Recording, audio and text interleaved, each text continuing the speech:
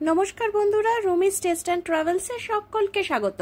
आजकेर रेसिपि भोगेर जोन्नो आमरा जे पाँचमिशाली सब्जी लाबड़ार तरकारी करे थाकी सेटाई। प्रथमे आमरा सब्जीगुलो भेजे नेब। कड़ाईते तेल नेওয়ার परे आमी प्रथमे बेगुनगुलो छोटो छोटो करे केटेछि सेगुलो भेजे निচ্ছি, कारण बेगुन समस्त तरकारिर संगे बा सब्जिर संगे यदि भाजते थाकी ताहले बेगुनगुलो एकेबारे नरम हये गिये तरकारिटा कादा कादा हये जेते पारे। सेइजन्य आगे बेगुनगुलो सामान्य फ्राई करे नेब।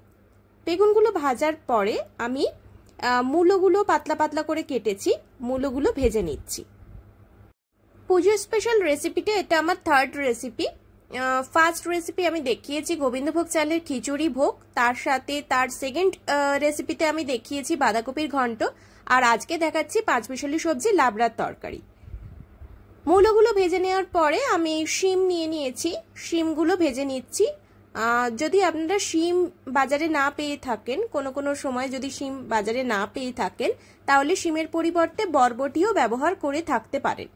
শিম বা বরবটি দেয়া যেতে পারে বা শিম বরবটি দুটোই দেয়া যেতে পারে। এখন শীতের প্রায় শেষ, সেই কারণে শিমগুলো খুব একটা নরম আমি পাইনি, মিডিয়াম ধরনের মানে একটু শক্ত ধরনেরই বলা যেতে পারে, তাই শিমগুলোকে আমি একটু ভালো করে ফ্রাই করে নিচ্ছি। খিচুড়ি ভোগের সঙ্গে এই সবজি পাঁচমিশালি সবজি লাবড়ার তরকারি খুবই খেতে ভালো লাগে, আমরা প্রায় সকলেই জানি। তাই আমরা বাঙালিরা ভোগের ক্ষেত্রে খিচুড়ির পাশাপাশি এই লাবড়ার তরকারি ভীষণ কমন বা ঘরে ঘরে করে থাকি। তাই সামনেই সরস্বতী পুজো, তাই এই রেসিপিটা আমি আরেকবার আপনাদের সামনে শেয়ার করলাম। শিমগুলো ৩-৪ মিনিট ভাজার পর বেশ চুপসে এসছে, তখন আমি দিয়ে দেবো গাজর আর বিট। যেহেতু এটা শীতকালীন একটা সময়, সেই কারণে আমি এখানে গাজর বা বিট ব্যবহার করেছি। যদি বছরের অন্য কোনো সিজনে পাঁচমিশালি লাবড়ার তরকারি করা হয় তাহলে গাজর বিট যদি নাও থাকে বা কেউ যদি অপছন্দ করেন গাজর বা বিট দেওয়া পাঁচমিশালি সবজিতে, তাহলে সেটা স্কিপ করেও যেতে পারেন, সেক্ষেত্রে কোনো অসুবিধা নেই। পাঁচমিশালি সবজি লাবড়ার তরকারিতে মেইনলি সিজনাল সবজিগুলোই তুলে ধরা হয়। এটা শীতের সময়, শীত প্রায় শেষের দিকে হলেও এই সময়টা শীতকালীন একটা সময় বলেই স্পেশালি গাজর আর বিটটা পাঁচমিশালি সবজি লাবড়ার তরকারিতে ব্যবহার করেছি। পাঁচমিশালি সবজি লাবড়ার তরকারিতে আমি প্রায় 7 থেকে 8 ধরনের সবজি ব্যবহার করেছি। আপনারা চাইলে এর কম বেশি করতে পারেন, মানে এর থেকে কম সবজিও দিতে পারেন আবার বেশি সবজিও দিতে পারেন। একসঙ্গে সব সবজিগুলো বাজার কারণে বা থাকার কারণে এই সবজির তরকারিটা বা রেসিপিটা এত সুন্দর খেতে লাগে, কিছু বলার নেই। খিচুড়ির সঙ্গে তো অসাধারণ লাগে। গাজর আর বিটগুলো নেওয়ার পাশাপাশি আমি কুমড়ো নিয়েছি, মিষ্টি কুমড়ো নিয়েছি, আলু নিয়েছি, সেগুলো পরপর আমি নিয়ে ক্রমাগত ভাজতে থাকবো। তার সাথে এই পাঁচমিশালি সবজি লাবড়ার তরকারিতে আরেকটা স্পেশালিটি হচ্ছে স্বাদটা আরও খোলে। সবজির সমস্ত সবজিগুলো একসাথে থাকার ফলে তো একটা অসাধারণ স্বাদ লাগেই, তাছাড়া এর সঙ্গে একটা ভাজা মশলা আমি ইউজ করব, সেই ভাজা মশলার কারণে এই লাবড়ার তরকারি রেসিপি আরও অনেকটা খেতে ভালো লাগবে। এই পাঁচমিশালি সবজি লাবড়ার তরকারিতে অনেকে থোড় ব্যবহার করে থাকেন, আমার হাতের কাছে থোড়টা ছিল না, সেই কারণে আমি এটা অ্যাড করিনি, না হলে অন্যান্য সময় আমি এই সবজিগুলোর সঙ্গে কিন্তু থোড় অ্যাড করে থাকি। আপনারা চাইলে এর সঙ্গে থোড়ও অ্যাড করতে পারেন। এরপর আমি নিয়ে নেব কাঁচা লঙ্কা আর পরিমাণ মতন আলু। আলু আমি এই সবজিতে কম বেশি 3 থেকে 4টে নিয়েছি, আপনারা চাইলে কিছুটা কমও নিতে পারেন। পুরোপুরি সবজির সঙ্গে আমি আলুগুলোকেও ভালো করে ভেজে নিচ্ছি। সবজিগুলো ভাজা ভাজা হয়ে যাবে তখনই বুঝতে পারবেন, যখন দেখবেন যে সবজিগুলো থেকে একটা সুন্দর মিষ্টি গন্ধ আসছে, তখনই বুঝতে পারবেন যে সবজিগুলো ভালোভাবে ভাজা হয়ে গেছে বা সবজিগুলো অনেকটা চুপসে গেছে, তখনই দেখে আপনারা বুঝতে পারবেন যে সবজিগুলো ভাজা হয়ে গেছে।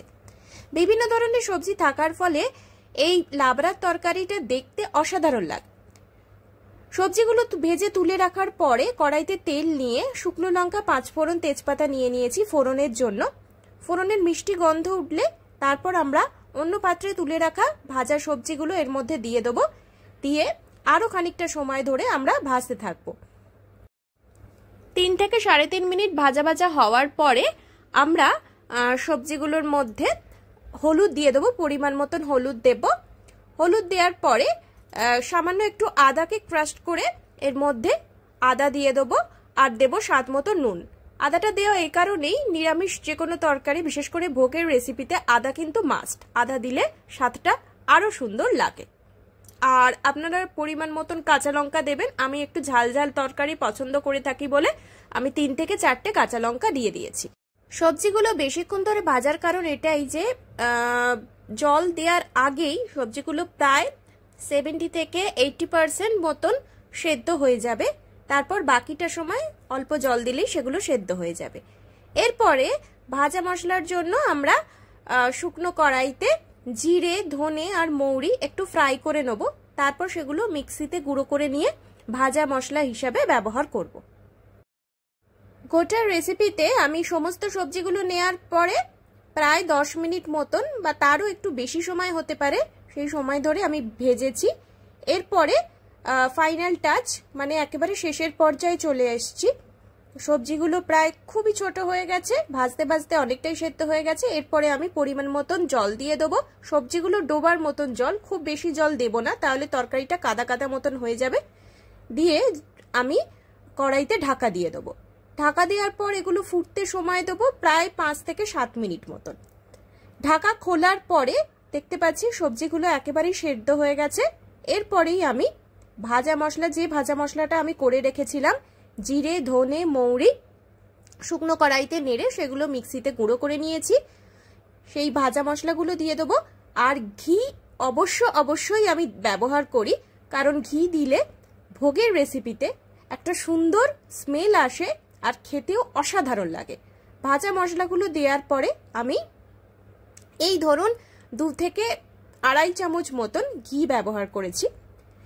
আমাদের 5 মিশালি সবজি লাবড়া তরকারি একেবারে রেডি হয়ে গেছে। পুরো রেসিপিটা যদি ভালো লেগে থাকে তাহলে like, share, subscribe my channel Rumi's taste and travels. আর যারা ফেসবুক থেকে দেখছেন তারা অবশ্যই Rumi's taste and travels official পেজটাকে ফলো করে নিন। যারা আমার ইতিমধ্যে পরিবারের সদস্য হয়ে গেছেন তাদের অসংখ্য ধন্যবাদ। আর যারা এখনো সদস্য হননি জলদি সাবস্ক্রাইব করুন রুমিস টেস্ট অ্যান্ড ট্রাভেলস। আর পাশে বেল আইকনটা অবশ্যই প্রেস করবেন যাতে রেসিপি আসার সাথে সাথে আপনার কাছে পৌঁছে যায়। খুব শিগগিরই আমি হাজির হচ্ছি আপনাদের সামনে নতুন রেসিপি নিয়ে, নতুন কোনো ভিডিওর সঙ্গে। ততক্ষণের জন্য সকলে সুস্থ থাকুন, ভালো থাকুন আর ভুরি ভোজ জারি রাখুন। Bye bye.